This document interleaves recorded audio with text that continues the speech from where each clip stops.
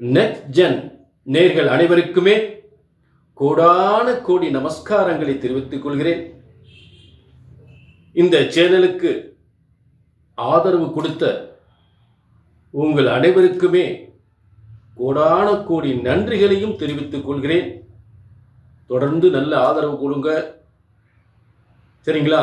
Subscribe பண்ணுங்க, share பண்ணுங்க. இப்ப இந்த பிரபஞ்சத்தில்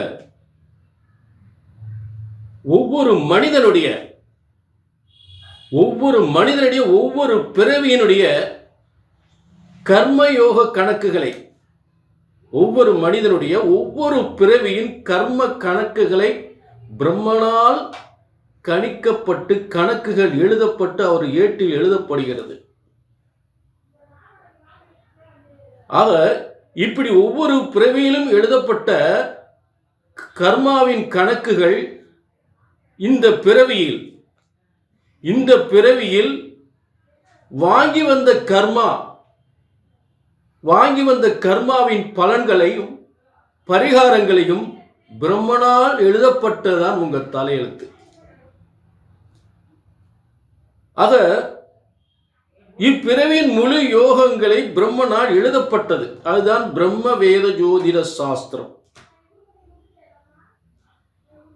ஒரு ஜோதிடத்தின் பலன், ஒரு ஜோதிடராகிய நான் சொல்லக்கூடிய பலன் சரியாக நடக்கவில்லை என்றால், ஒன்று உங்கள் ஜாதகம் தவறாக இருக்க வேண்டும், இல்லை என்றால் சொல்லக்கூடிய ஜோதிடர் நான் தவறாக இருக்க வேண்டும்.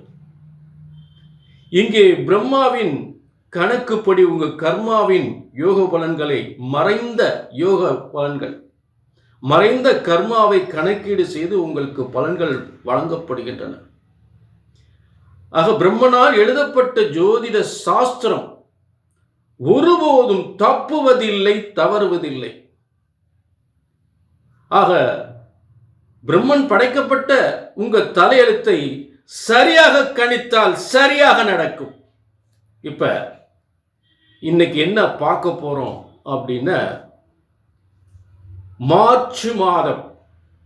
இந்த மார்ச் மாதம் பஞ்சம கிரகங்கள், 5 கிரகங்கள் கும்பத்தில் இருக்கக்கூடிய ஒரு சிறந்த யோகமா பாதகமா என்ன செய்ய போகின்றது என்பதை, இந்த 5 கிரகங்கள் கும்பத்தில் இருக்கக்கூடிய யோகத்தை இந்த மார்ச் மாத பலன்களாக பார்க்க போகின்றோம். சரிங்களா? ஆக இது ஒரு பொதுவான பலன்.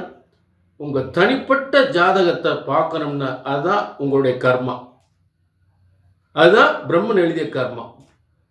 அதை பார்க்கணும்னா கீழே நம்பருக்கு நோட் பண்ணிங்க, ஒரு அப்பாயின்மெண்ட் வாங்கிக்கோங்க. இப்போ எல்லா ராசிக்குமே அந்த பஞ்சம கிரகங்களுடைய யோக சக்தி மார்ச் மாத பலன்களாக 5 கிரகங்கள் சேர்க்கை அப்படின்னு சொல்லக்கூடிய மார்ச் மாத பலன்களை பார்ப்போம். மேசம் காலப்புருஷ தத்துவத்தின் முதல் ராசி. இந்த விசுவாச ஆண்டில் மார்ச் மாதம் 1ஆம் தேதி முதல் 31ஆம் தேதி வரை இருக்கக்கூடிய இந்த மார்ச் மாத பலன்கள் மேச ராசிக்கு. இப்ப மேச ராசியினுடைய அற்புதமான யோகம், லாபஸ்தானத்தில் காலப்புருஷ தத்துவத்திற்கும் மேச ராசியினுடைய தலைமை ராசி, அத லக்னம் என்று சொல்லக்கூடிய காலப்புருஷ தத்துவத்திற்கு அத ஹெட் ஆபீஸ், மேசம் தான் ஹெட் ஆபீஸ். அப்படி ஹெட் ஆபீஸ்க்கே மிகப்பெரிய யோகம் ஏற்படுகின்ற இந்த 11ஆம் இடம், உலகத்திற்கே ஹெட் ஆபீஸ் மேசந்தான். உலகத்திற்கே ஹெட் ஆபீஸ் மேசந்தான், தலைமை. அப்படிப்பட்ட மேச ராசிக்கு 11ஆம் இடத்துல சூரியன், புதன், சுக்கிரன், செவ்வாய், சனி, இந்த பஞ்சம கிரகங்கள், 5 கிரகங்களுடைய சேர்க்கை அற்புதமானது, ஆச்சரியமானது, மிகப்பெரிய யோகம். சனி பகவான் மேசத்திற்கு ஜீவனக்காரகன், லாபாதிபதி. அப்ப தொழிலை பல வகையில் விரிவுபடுத்துவார். 11ஆம் இடத்தில் இருப்பதால் பலவிதமான யோகங்களையும் பலவிதமான தொழில் யோகங்களையும் அதே நேரம் லாபத்தை அதிகமாக பெறக்கூடிய ஒரு ஸ்தானமாக அமைந்து விடுகிறது. லாபத்தை அதிகமாக பெறக்கூடிய ஸ்தானமாக அமைந்து விடுகிறது. மேலும் சூரியனாகப்பட்டவன் காலஸ்புருஷ தத்துவத்திற்கு 5ஆம் அதிபதியாகி 11ஆம் இடத்தில் தொடர்பு கொள்ளும் போது அந்த இடத்தில் இருக்கும் பொழுது மிகப்பெரிய பதவி யோகம், மிகப்பெரிய செல்வ யோகம், மிகப்பெரிய பதவி யோகம், மிகப்பெரிய செல்வ யோகம், மிகப்பெரிய தொழில் லாப யோகம், செய்கிற முதலீடு பல மடங்கு உயரும். இதுதான் இந்த கர்மா. செவ்வாய் மேசத்திற்கு 8ஆம் அதிபதியாகி 1-8க்குரியவன் 11ஆம் இடத்துக்கு பூமிகளால், பதவிகளால், அரசாங்கத்தால், அரசியலால் இந்த கர்மாவின் யோகங்களை அனுபவிக்கப் போகிறார்கள். கட்டடங்கள், உயர்ந்த கட்டடங்கள் உரிமை கொள்வார்கள். பெரிய பெரிய கட்டடங்கள்லாம் அவங்களுக்கு சொந்தமாயிரும். பெரிய பதவியெல்லாம் அவங்களுக்கு சொந்தமாயிரும். உயர்ந்த இடத்திற்கு நான் போனா இப்படித்தான், எனக்கு இதுதான் வேணும், இந்த பொறுப்பு தான் எனக்கு, அரசியல் எனக்கு இந்த பொறுப்பு கொடுத்தா கொடுங்களே, தேவையில்லை அப்படின்னு சொல்லக்கூடியது. ராகு பிரம்மாண்டம், எதையுமே பிரம்மாண்டமா செய்யறது. ஒரு தொழில் ஆரம்பிச்சா பிரம்மாண்டமான தொழில், கார் வாங்கின பிரம்மாண்டமான காரு, நட்புகள் சேர்ந்த பிரம்மாண்டமான கூட்டு அமைப்பு, கூட்டு தொழில், கூட்டு அமைப்பு, வெளிநாட்டு பயணம், வெளிநாட்டு தொழில், இப்படி பிரம்மாண்டமா ஏற்படுத்தக்கூடியது. புரிஞ்சுட்டீங்களா? ஆக புதன் உங்களுக்கு 3-6க்குரிய கம்யூனிகேஷன், ஐடி துறை. அதே நேரத்தில் 6ஆம் அதிபதி வெளிநாட்டில் பதவி, அதே நேரத்தில் பார்த்தீங்கன்னா டாக்குமெண்ட் விஷயத்தில் மட்டும் கொஞ்சம் கவனமா இருக்கணும். டாக்குமெண்ட் ரெக்கார்ட், ஏன்னா 6ஆம் அதிபதி 3-6க்குரியவனாயிரு, அதில் கொஞ்சம் கவனமா இருக்கணும். புரிஞ்சுட்டீங்களா? மற்றபடி அடுத்ததா சுக்கிரன். யார் சுக்கிரன்? யாரு? 2-7க்குரியவர். தனம், குடும்பம், மனைவி.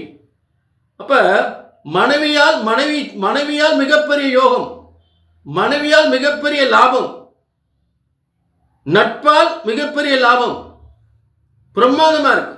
வெளிநாட்டின் மூல யோகம், பயணத்தின் மூல யோகம், வெளிநாட்டில் மிகப்பெரிய பதவி, வெளிநாட்டில் மிகப்பெரிய தொழில், இந்த கர்மா. ஆக இப்படிப்பட்ட யோகங்கள் உறுதியாக ஏற்படும் இந்த 5 கிரகங்கள் சேர்க்கை இந்த மார்ச் மாதம். அதே நேரத்தில் 6/3/2026 அன்று சனி பகவான் மட்டும் அவர் பயிற்சி அடைகிறார். எங்க பயிற்சி அடைகிறாரு? 12ஆம் இடத்துக்கு பயிற்சி அடைகிறார். 12ஆம் இடத்தினால் என்ன யோகம்? வெளியூர், வெளிநாடு, வெளிமாநிலம், இதெல்லாம் சிறப்பாக சூப்பராக பிரமாதமாக இருக்கு. காசு பணம் சேரும், சொத்து சேரும். 12ஆம் இடத்துல குருவின் வீட்டில் சனி பகவான் அந்த இடத்துல உட்காரும் பொழுது சொத்துக்கள் சேரும், பயணங்கள் சேரும், வெளிநாட்டு வரவு, வெளிநாட்டு தொழில், வெளிநாட்டு பதவி, சொத்து, வெளிநாட்டில் சொத்து வாங்குறது, வெளி மாநிலத்தில் சொத்து வாங்குறது, இந்த யோகம் உறுதியாக ஏற்படும். புரிஞ்சுட்டீங்களா? ஆக குரு இருக்கக்கூடிய இடமும் பயணஸ்தானத்தில் உட்கார்ந்துருக்காரு, உயர்வு ஸ்தானத்தில் பயணஸ்தானத்திலிருந்து பாக்கியஸ்தானத்தை பார்க்கிறார். அப்ப நிச்சயம் இந்த உயர்வுகள் உறுதியாக ஏற்படும். நிச்சயம் குழந்தையுடைய கல்வி, மாணவருடைய கல்வி, வெளியூரில், அதாவது மாணவருக்கு வெளிநாட்டில், வெளியூரில், வெளி மாநிலத்தில், வெளிநாட்டு கல்வி, இந்த மாதிரி கல்வியெல்லாம் அமையும். அதில் மாற்றமே இல்லை. ஆக தொழில் வியாபாரத்தில் அபார வெற்றி, வருமானம் நிச்சயம் உண்டு. சரிங்களா? ஆக இது பொது பலன். உங்கள் தனிப்பட்ட ஜாதகத்தை பார்க்கணும்னா கீழே நம்பர் இருக்குது, நோட் பண்ணிக்கங்க, ஒரு அப்பாயின்மெண்ட் வாங்கி